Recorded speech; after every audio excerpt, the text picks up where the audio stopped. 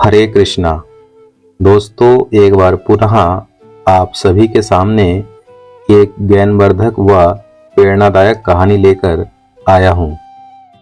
दोस्तों, आप अगर इस चैनल पर नए हैं तो इस चैनल को सब्सक्राइब कर बेल आइकन को प्रेस कर दीजिएगा ताकि हमारी आने वाली नई वीडियो का नोटिफिकेशन आप लोगों को समय समय पर मिल सके।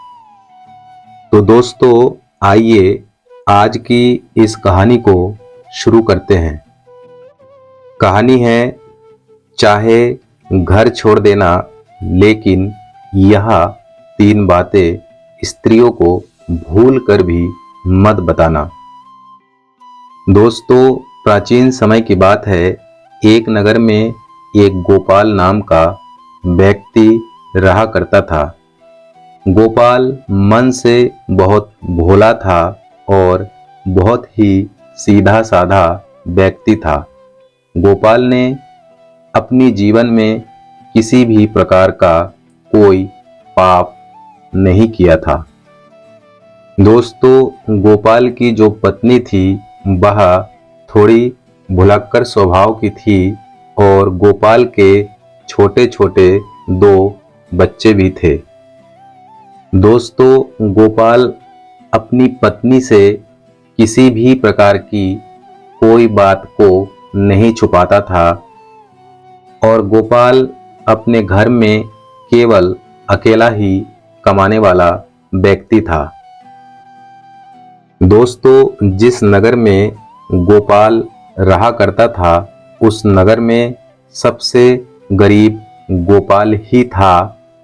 उसके अलावा पूरे नगर में कोई गरीब नहीं था। इस नगर के लोग गोपाल के पत्नी व गोपाल को गरीब होने के कारण मजाक उड़ाया करता था। दोस्तों, गोपाल अपने नगर में जो बड़े बड़े सेठ थे उनके यहाँ नौकरी किया करता था और उनके गाय भैंस को चढ़ाता था। इसी काम से गोपाल का घर का खर्चा चलता था। दोस्तों, एक दिन की बात है। गोपाल जिस सेठ के यहाँ काम किया करता था वह सेठ गोपाल को बुलाता है और कहता है कि गोपाल, तुम्हें कल से काम पर आने की ज़रूरत नहीं है क्योंकि मैंने तुम्हारे जगह किसी और को काम पर रख लिया हूँ। फिर सेठ गोपाल को पिछला काम का पैसा देकर भेज देता है। गोपाल दुखी मन अपना घर आ जाता है और फिर घर आकर गोपाल अपनी पत्नी को पैसा देता है तो उसकी भुलक्कड़ पत्नी बहुत खुश हो जाती है। फिर गोपाल अपनी भुलक्कड़ पत्नी को कहता है कि अब मेरा काम छूट गया है और जब तक कोई नया काम नहीं मिल जाता तब तक घर पर ही रहना पड़ेगा।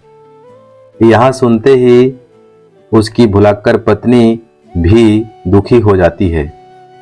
दोस्तों, देखते ही देखते कई दिन बीत जाने के बाद भी गोपाल को कोई नया काम नहीं मिला और घर पर रखे पैसे धीरे धीरे खर्च हो रहे थे। फिर गोपाल सोचने लगता है कि अब घर का खर्चा कैसे चलेगा।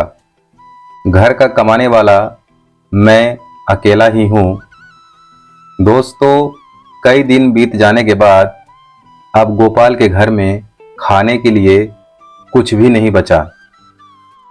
एक दिन रात में गोपाल को अपनी पत्नी और बच्चों के साथ भूखा ही सोना पड़ा और फिर दूसरे दिन जैसे ही सवेरा हुआ तो गोपाल अपने घर से थोड़ी दूर एक जंगल में लकड़ियां काटने जाता है।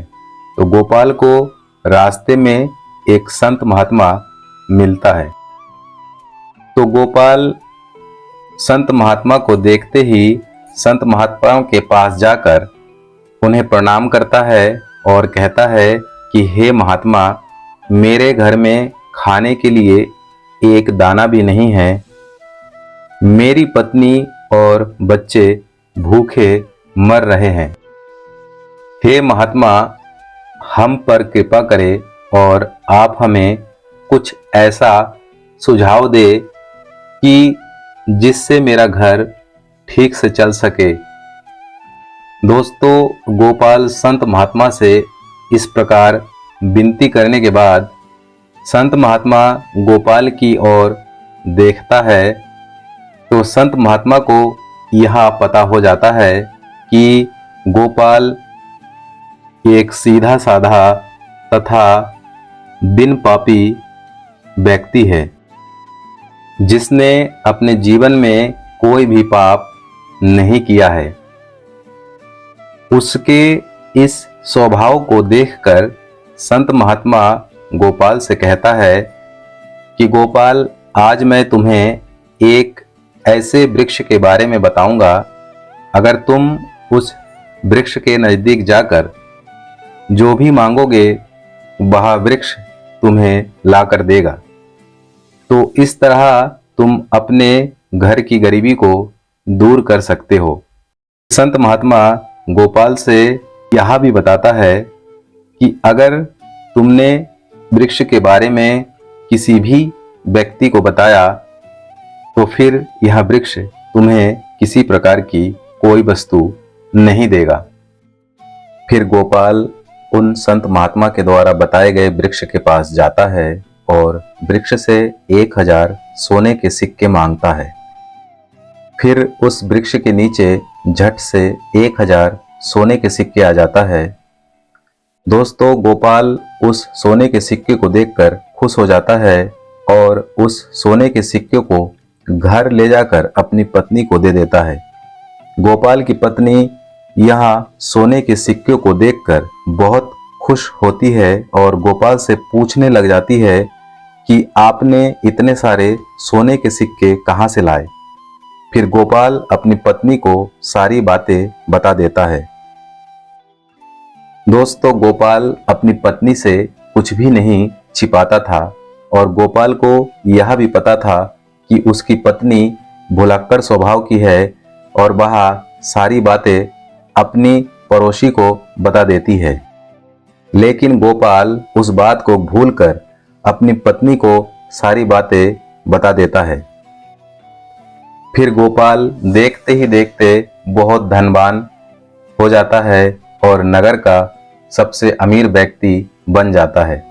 यह देख नगर के लोग जब भी गोपाल से इस बारे में पूछता है तो गोपाल किसी को भी सच नहीं बताता था, क्योंकि उसे उन संत महात्मा ने यह बात बताने के लिए मना किया था। फिर नगर के लोग गोपाल को छोड़कर गोपाल की पत्नी से इस बात के बारे में पूछने लगे। दोस्तों, आप लोगों को तो पता है कि गोपाल की पत्नी भुलक्कड़ स्वभाव की है। उसके मन में कोई बात नहीं छिपती थी। गोपाल की पत्नी सारी बातें उन नगर के लोगों को बता देती है कि आखिर मेरा पति कहां से धन लाता है। दोस्तों, कई दिन बीत जाने के बाद फिर से गोपाल उस वृक्ष के पास जाकर 1000 सोने के सिक्के मांगता है, लेकिन वह वृक्ष उसे कुछ भी नहीं देता है। फिर कई घंटों तक मांगने पर भी वह वृक्ष गोपाल को कुछ भी नहीं देता है और उदास होकर गोपाल घर की तरफ वापस चला आता है। घर आने के बाद गोपाल अपनी पत्नी से कहता है कि भाग्यवान, आज जब मैं उस वृक्ष के पास गया और 1000 सोने के सिक्के मांगा तो वह वृक्ष मुझे कुछ भी नहीं दिया। कहीं तुमने उस वृक्ष के बारे में किसी को कुछ बताया तो नहीं? फिर गोपाल की पत्नी गोपाल से कहती है कि जब नगर के लोग मुझसे पूछा कि तुम्हारे घर में इतना सारा धन कहां से आ गया, तो मैंने उन सबको वह बात बता दिया। यहां सुनते ही गोपाल गुस्से में अपनी पत्नी को डांटने लगता है और फिर मन ही मन सोचने लगता है कि मुझे इस भुलक्कड़ पत्नी को वह बातें नहीं बतानी चाहिए था। फिर धीरे धीरे घर के सारे सोने के सिक्के खत्म होने लगे। कई दिन बीत जाने के बाद अब घर में खाने के लिए फिर से एक दाना भी नहीं है और फिर पहले की भांति नगर का सबसे गरीब व्यक्ति हो गया और अब बच्चे भी भूखे सो रहे हैं। फिर गोपाल अपनी पत्नी से कहता है कि आज तुम्हारे कारण यह दिन देखना पड़ रहा है। दोस्तों, फिर गोपाल को उस संत महात्मा की याद आता है और गोपाल उन्हें ढूंढते हुए जंगल की तरफ चला जाता है। ढूंढते ढूंढते गोपाल को जंगल में संत महात्मा मिल जाता है। संत महात्मा को देखते ही गोपाल संत महात्मा के चरणों को पकड़कर रोने लगता है और वह सारी कहानी बताता है और अपनी भूल के लिए क्षमा मांगता है। कहता है कि हे प्रभु, मेरे एक भूल के कारण मेरे बच्चे फिर से भूखे सो रहे हैं। प्रभु, मेरे इस भूल को क्षमा करे। फिर संत महात्मा गोपाल से कहता है कि अगर ऐसी बात है तो मैं तुम्हें क्षमा करता हूँ, लेकिन आज मैं तुम्हें एक बात बता रहा हूँ। हर पुरुष को यहाँ 3 बातें अपने पत्नी को नहीं बतानी चाहिए और जो पुरुष यहाँ 3 बातें अपने पत्नी को बताता है वह पुरुष हमेशा अपने जीवन में दुखी और गरीब रहता है। फिर वह संत महात्मा गोपाल से कहता है कि गोपाल, अगर तुम आज से ही यह 3 बातों को अमल कर लोगे तो फिर से तुम्हारे अच्छे दिन आ जाएंगे और फिर से उसी तरह धनवान बन जाओगे। दोस्तों, संत महात्मा गोपाल से पहली बात बताता है कि कभी भी किसी पुरुष को अपनी पत्नी से अपनी कमाई का जरिया नहीं बतानी चाहिए, क्योंकि अगर आप अपने पत्नी को कमाई का जरिया बता देते हैं तो वह उस कमाई के जरिए के बारे में पूरे गांव में ढिंढोरा पीट देती है। दोस्तों, जिस प्रकार से गोपाल की पत्नी ने नगर वासियों को गोपाल की कमाई का जरिया बताया था, ठीक उसी प्रकार किसी भी पुरुष को अपनी पत्नी से कमाई का जरिया नहीं बतानी चाहिए।